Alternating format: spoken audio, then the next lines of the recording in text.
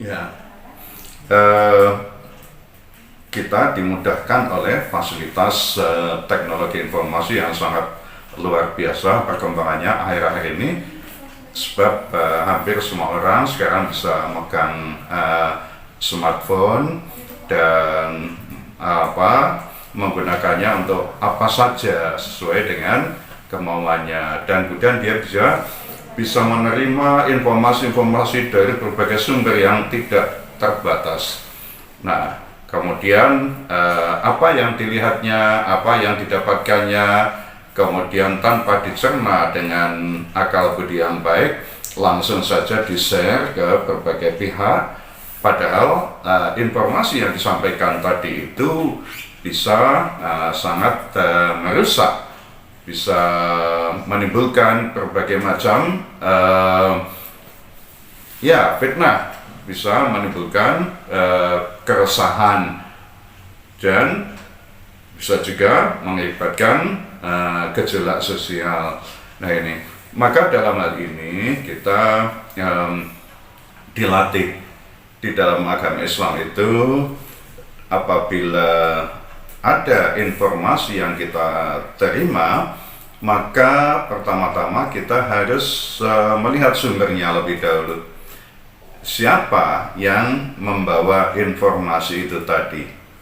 Apakah dia layak orang yang dipercaya? Bagaimana track recordnya, dan bagaimana lingkungan sosialnya, dan lain sebagainya, yang tentu untuk kondisi sekarang era globalisasi seperti ini sangat sulit untuk bisa mencerna ini dari siapa. Tetapi saya kira secara umum kita sudah ada panduan untuk menepis hoax dengan melihat pertama-tama adalah sumbernya. Ini dari grup apa, katakanlah kalau ini adalah grup WA, kemudian kalau grup WA ini siapa orang-orangnya, dan kemudian per individu orang yang menyampaikan itu siapa. Kalau itu layak untuk di-share, maka saya kira dengan tujuan ini adalah untuk kemaslahatan, saya kira baik-baik saja. Tapi kemudian orang menerima informasi itu juga tidak bisa lepas dari emosi dirinya. Ada informasi-informasi ya barangkali sangat provokatif, tapi dia sendiri berkepentingan dengan provokasi semacam itu, maka kemudian dengan mudahnya dia nge-share pada grup WA yang ada. Tentu ini sangat berbahaya. Nah, inilah maka sekali lagi peran nalar kita, kemampuan berpikir kita, kemampuan menapis, menyaring informasi dengan sebaik-baiknya. Sebab dengan teknologi informasi yang sangat luar biasa perkembangannya ini, orang menjadi mudah untuk menunjukkan siapa dirinya, menjadi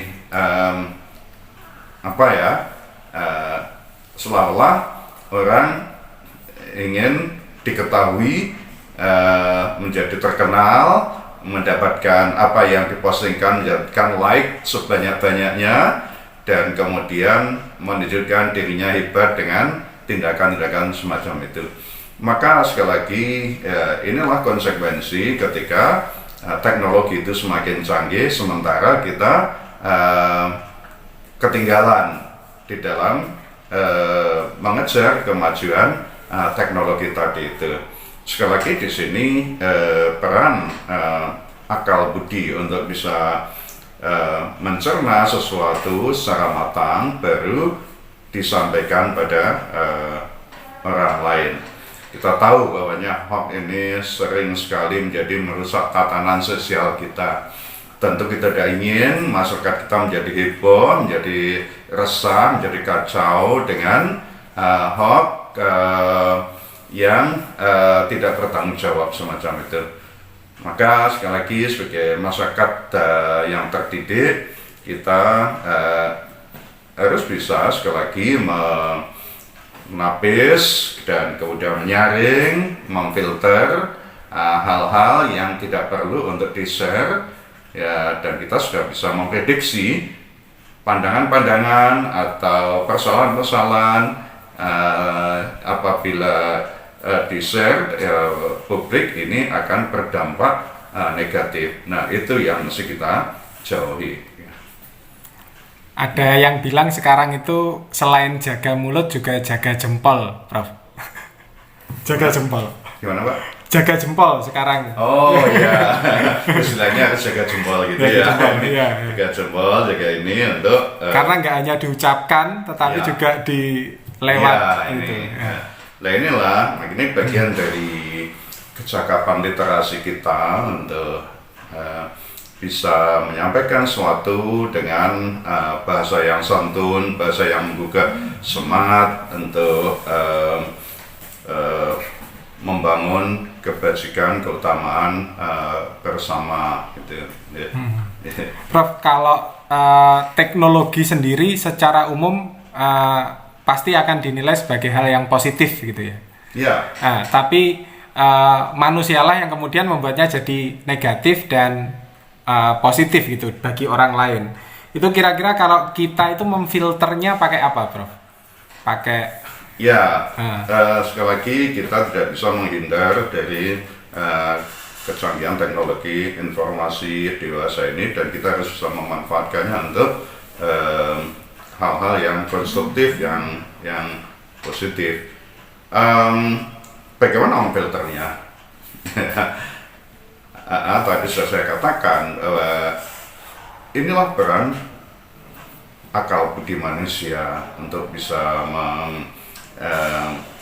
menangkap esensi dari suatu persoalan dengan baik, dan kemudian mencernanya dan mempertimbangkan dengan matang apakah ini layak untuk di-share atau tidak. Sebab ya sekarang ini semua orang mesti ikut grup WA sekian banyak tadi itu. Nah, dengan karakteristik yang sangat berbeda-beda tadi itu. Maka ketika kita menerima informasi tadi itu, pertama lihat sumbernya dari grup WA apa. Ya. Kemudian dari grup WA tadi itu orangnya siapa-siapa. Dan kemudian orang ini kredibilitasnya bagaimana untuk membawakan sebuah informasi. Jangan-jangan dia mendapatkan ini juga tanpa disadari dia telah menyampaikan persoalan-persoalan yang sangat sensitif yang meresahkan masyarakat. Maka dari itu kita juga minta pada pemerintah, pada ini untuk bisa memfilter penyebaran hoax, ya. Jangan sampai membiarkan buzzer berkeliaran untuk menebar fitnah, menebar keresahan pada masyarakat. Saya kira lembaga-lembaga pemerintahan punya tanggung jawab yang sangat besar untuk menangani hal ini. Ya, ini yang membuat kita resah karena ada kelompok yang kemudian justru memanfaatkan keberadaan buzzer-buzzer sekedar untuk memenangkan kepentingannya. Nah, maka dari itu publik di sini juga harus lebih dewasa. Ya, ini sumbernya dari mana? Nah, tadi itu, ya. Ini Oke, siapa yang menyampaikan itu penting, Prof ya. Kenapa? Siapa yang menyampaikan itu sangat penting ya.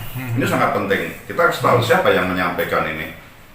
Dan ya, masing-masing grup ya tentu ada mekanisme untuk menyaring itu sebenarnya. Kalau memang sosok tertentu itu